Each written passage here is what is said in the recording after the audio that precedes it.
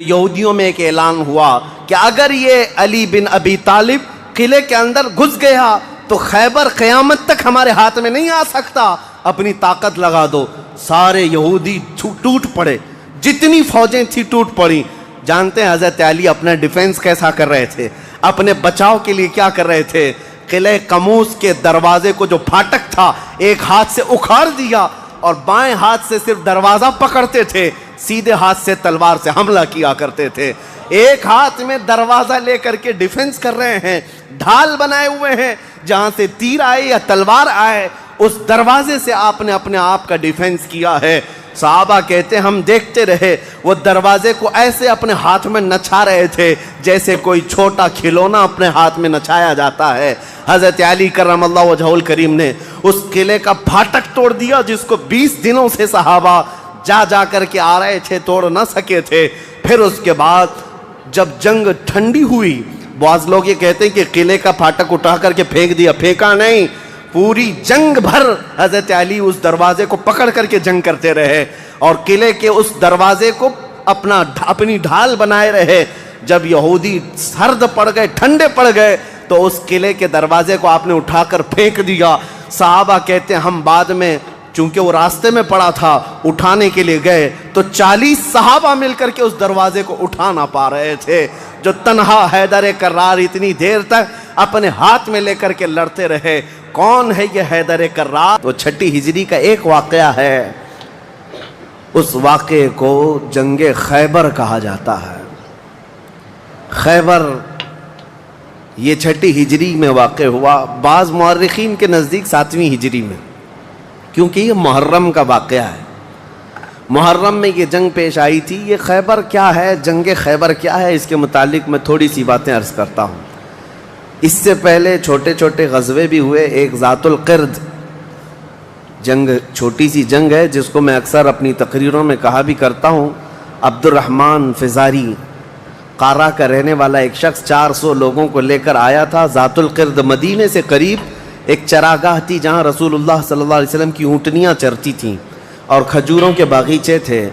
تو اس عبد الرحمن نامی کافر نے حضور کی اونٹنیوں کو قبضہ کر لیا اور کھجوریں بھی چوری کر لیا اور بھاگنے لگا۔ اس وقت مدینے کے ایک صحابی حضرت سلمہ بن اکوا رضی اللہ تعالیٰ عنہ اکیلے تھے۔ انہوں نے 400 لوگوں کو دوڑانا شروع کر دیا۔ وہ اکیلے ہی 400 لوگوں کو دوڑاتے رہے، اتنا دوڑائے کہ وہ سب بھاگتے رہے، کیونکہ مدینہ طیبہ سے اس وقت کوئی اس واقعے کی خبر نہیں پا سکا تھا سوائے حضرت سلمہ بن اکوا کے۔ ان کو رسول اللہ صلی اللہ تعالیٰ علیہ وسلم کا عظیم سپاہی کہا جاتا ہے، سلمہ بن اکوا۔ یہ تیز دوڑتے اتنا تھے کہ عربی گھوڑا بھی ان کی دوڑ کو نہیں پکڑ پاتا تھا۔ اب یہ جب ان 400 لوگوں کو بھگاتے رہے اور اپنی تیروں سے ان کو نشانہ بناتے رہے، حیرت کی بات ہے جب بھی میں واقعہ پڑھتا ہوں حدیثوں میں موجود ہے کہ 400 لوگ ایک آدمی سے ڈر کر بھاگ بھی رہے ہیں اور بھاگتے جا رہے ہیں اور یہ ان کو بھگاتے جا رہے ہیں۔ پہاڑیاں آ گئیں تو عبد الرحمن قارہ کا رہنے والا شخص پلٹ کر کے پوچھتا ہے، اے شخص تو کیوں دوڑا رہا ہے، ہمیں کیوں بھگا رہا ہے، کیا چاہتا ہے؟ حضرت سلمہ بن اکوا نے کہا جب تک تمہاری جھولی میں مدینے کی ایک کھجور بھی باقی رہے گی میں تمہیں زندہ نہیں چھوڑوں گا، اور جب تک رسول اللہ کی اونٹنیاں تم نے قبضہ کی انہیں آزاد نہیں کرو گے میں تمہارا راستہ آزاد نہیں رکھوں گا۔ اور دوڑاتے رہے۔ کئی لوگ اس میں سے گھوڑے سے گر جاتے تھے، ان کی گردن پر یہ صرف پیر رکھتے وہ وہیں ٹھنڈا ہو جاتا، یہاں تک کہ وہ پہاڑیوں کے اوپر چڑھ گئے۔ عبد الرحمن نے اپنے ساتھیوں سے کہا کہ لوگوں ان کی ساری کھجوریں پھینک دو، جتنی چادریں ہیں بچھا دو اور جتنی اونٹنیاں ہیں انہیں چھوڑ دو، ورنہ یہ ہم میں سے کسی کو بھی زندہ نہیں چھوڑے گا۔ تو اس کی بات پر سارے لوگوں نے اپنی اپنی کھجوریں جو لوٹے تھے مدینے کے باغات سے سب چھوڑ دیا، اونٹنیاں بھی چھوڑ دیں، سب کو جمع کیا۔ حضرت سلمہ بن اکوا نے کھجوروں کو چادر میں اور تنہا وہ سارا مال اٹھا کر کندھے پر اور حضور کی اونٹنیاں ہانکتے ہوئے مدینے کی طرف لا رہے تھے، اکیلے آ رہے تھے۔ بیچ راستے میں پھر حضرت ابو قتادہ رضی اللہ تعالیٰ عنہ سے ملاقات ہوئی، پوچھا کہاں سے آ رہے ہو؟ تو حضرت سلمہ بن اکوا نے واقعہ کہہ کر کے سنایا، کہا کہ چلو رسول اللہ صلی اللہ علیہ وسلم راستے میں ہی ہیں۔ حضور سے ملاقات ہوئی، حضور نے کہا کہ تم صحیح سلامت آ گئے, ہمیں واقعے کی خبر پہلے سے مل گئی تھی.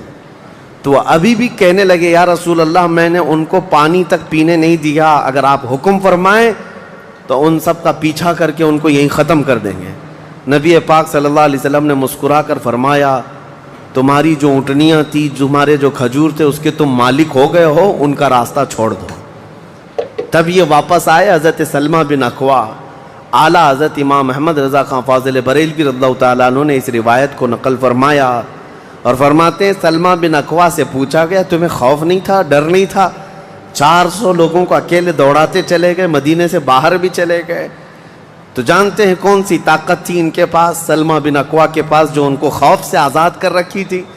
فرماتے ہیں ایک بار رسول اللہ صلی اللہ علیہ وسلم صحابہ سے بیعت لے رہے تھے, ہاتھ میں ہاتھ لے کر بیعت کر رہے تھے. تو سب حضور کے پاس ہاتھ دے رہے تھے, بیعت کر رہے تھے. حضور نے مجھ سے کہا سلمہ بن اکوا آ جاؤ, تم بیعت کر لو میرے ہاتھ پر. میں نے عرض کیا یا رسول اللہ پہلے ہی میں بیعت کر چکا ہوں. ایک بار وہ بیعت کر چکے تھے. حضور نے فرمایا دوبارہ کر لو, اس میں کیا حرج ہے؟ حضرت سلمہ بن اکوا کہتے ہیں میں نے دوبارہ حضور کے ہاتھ میں ہاتھ دیا, حضور نے بیعت کیا. تھوڑی دیر گزری تھی کہ صحابہ بیعت کر رہے تھے. حضور نے پھر پکارا سلمہ بن اکوا بیعت کیوں نہیں کر لیتے؟ کہا یا رسول اللہ میں نے 2 بار بیعت کی ہے. حضور نے فرمایا تیسری بار کر لو, کیا حرج ہے؟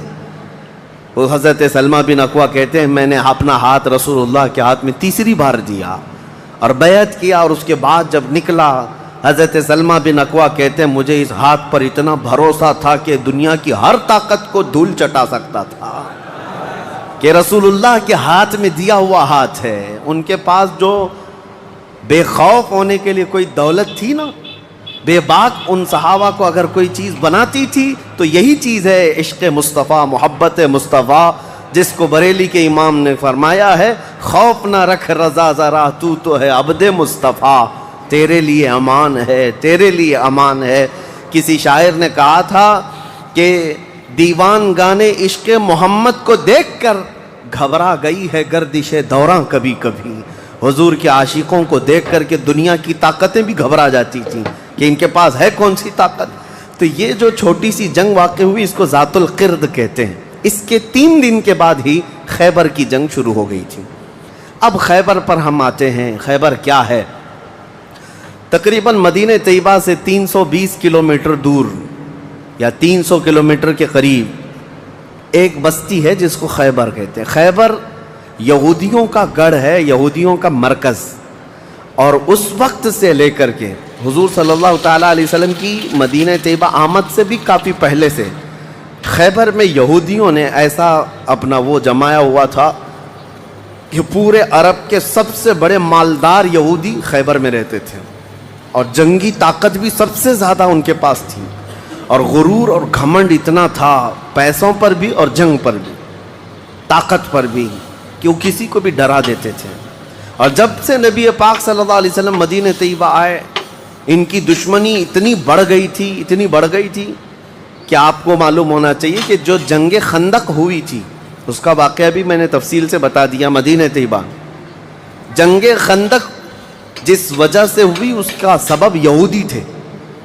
یہودیوں نے مکہ کے کافروں کو, مشرکوں کو, نجد کے کافروں کو, سب کو جمع کیا تھا اور پانی کی طرح پیسہ بہایا تھا. جنگ میں 12,000 لوگوں کو رسول اللہ کے خلاف اکٹھا کیا تھا یہودیوں نے. یہ خیبر کے یہودی تھے, کیونکہ نبی پاک صلی اللہ تعالیٰ علیہ وسلم جب تشریف لائے تھے 2 قبیلے یہودیوں کے مدینے میں آباد تھے, بنو نذیر اور بنو قریظہ. آپ کو میں نے سیرت کے بیان میں یہ بھی بتا دیا تھا. اور یہ دونوں قبیلوں نے حضور صلی اللہ علیہ وسلم کے ساتھ غداری کی تھی, وعدہ خلافی کیا, معاہدہ جو تھا اس کو توڑ دیا. اس کی وجہ سے ان یہودیوں کو جو مدینے میں رہتے تھے جلا وطن کر دیا گیا تھا, نکال کر باہر کر دیا گیا. تو جتنے مدینے سے نکالے ہوئے یہودی تھے وہ سب خیبر میں جا کر جمع ہو گئے تھے. خیبر میں جا کر کے ان لوگوں نے اڈا بنا لیا تھا, اور ڈیلی ان کی صرف اور صرف یہی منصوبہ بندی ہوتی تھی کہ محمد صلی اللہ علیہ وسلم اور ان کے ساتھیوں کو کیسے مارا جائے, کیسے قتل کیا جائے. کوئی بھی دور دراز سے اگر چھوٹی سی دشمنی رکھتا تھا رسول اللہ سے تو یہ یہودی خیبر کے پورا کا پورا مال ان کے پاس بھیجتے اور ان کو کھڑا کرتے کہ تم جاؤ, ہم سپورٹ میں ہیں, ہم سپورٹ کریں گے. ساری جنگوں میں مشرکوں کا سپورٹ کرتے تھے. اب میں آپ کو بتاؤں جن کے دلوں میں اتنا زہر بھرا ہوا تھا رسول اللہ صلی اللہ علیہ وسلم کی دشمنی کا، اب ان لوگوں نے دیکھا کہ یہ اب ان کی طاقت بڑھتی جا رہی ہے، اور بادشاہوں کو تک ان لوگوں نے اسلام پیش کر دیا، اور اسلام اب مکہ مدینے کا نہیں رہ گیا، اب تو ایران بھی چلا گیا ہے، مصر بھی چلا گیا ہے، حبشہ بھی چلا گیا ہے، یمن بھی چلا گیا ہے۔ تو ان کے پیٹ کا درد اور بڑھ گیا۔ ان لوگوں نے پھر اب فیصلہ کرنا شروع کیا کہ اب سارے لوگوں کو جمع کرتے ہیں۔ ایک قبیلہ تھا بنو غطفان، یہ مشرکوں کا قبیلہ تھا، اور وہ جنگی طاقت بہت زیادہ رکھتے تھے۔